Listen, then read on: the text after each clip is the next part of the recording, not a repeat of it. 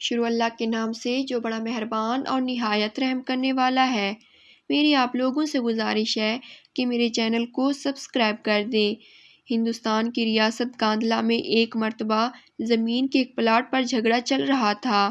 مسلمان کہتا تھا کہ یہ میرا ہے، ہندو کہتا تھا کہ یہ میرا ہے۔ اس زمانے میں ہندوستان پر انگریزوں کی حکومت تھی، چنانچہ یہ مقدمہ انگریز کی عدالت میں آ پہنچا۔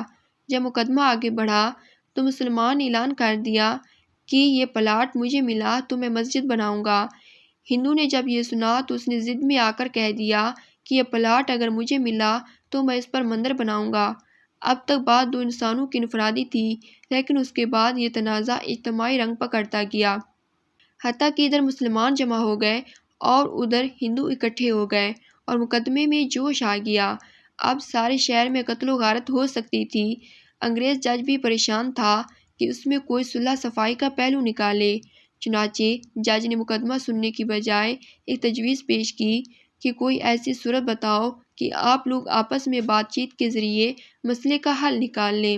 تو ہندو نے ایک تجویز پیش کی کہ ہم آپ کو ایک مسلمان کا نام تنہائی میں بتائیں گے، آپ اگلی پیشی پر ان کو بلا لیں اور ان سے پوچھ لیں۔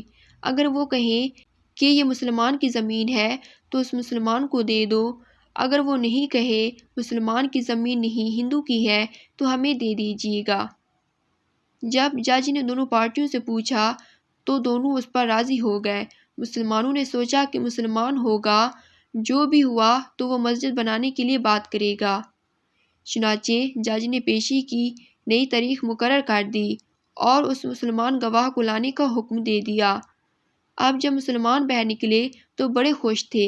ہندو نے اپنے لوگوں سے پوچھا کیا بنا؟ انہوں نے کہا کہ ہم نے ایک مسلمان عالم کو حاکم بنا لیا ہے کہ وہ اگلی پیشی پر جو کہیں گے اسی پر فیصلہ ہوگا۔ اب ہندو کے دل مرجھا گئے، لیکن انتظار میں تھے کہ اگلی پیشی میں کیا ہوتا ہے۔ چنانچہ ہندو نے مفتی الہی بخش کاندھلی رحمۃ اللہ علیہ کا نام بتایا، جو کہ شاہ عبدالعزیز رحمۃ اللہ علیہ کے شاگردوں میں سے تھے، اور اللہ نے ان کو سچا اور بے باک بنایا۔ انگریز جج نے پوچھا کہ بتائیے مفتی صاحب، یہ زمین کا ٹکڑا کس کی ملکیت ہے؟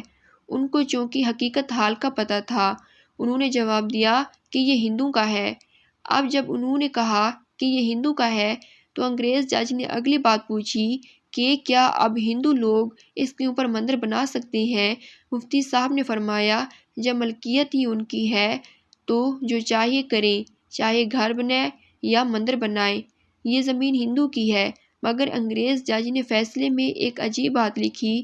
فیصلہ کرنے کے بعد لکھا کہ آج اس مقدمہ میں مسلمان ہار گئے مگر اسلام جیت گیا۔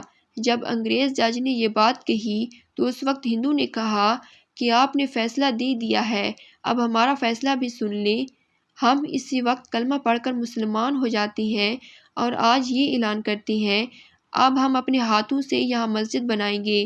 عقل کہہ رہی تھی کہ جھوٹ بولو گے، مسجد بنے گی، مگر مفتی صاحب نے سچ بولا تو اللہ تعالیٰ نے مندر بنانے والوں سے ہی مسجد بنوا کر سچ بولنے کی عظمت دکھلا دی۔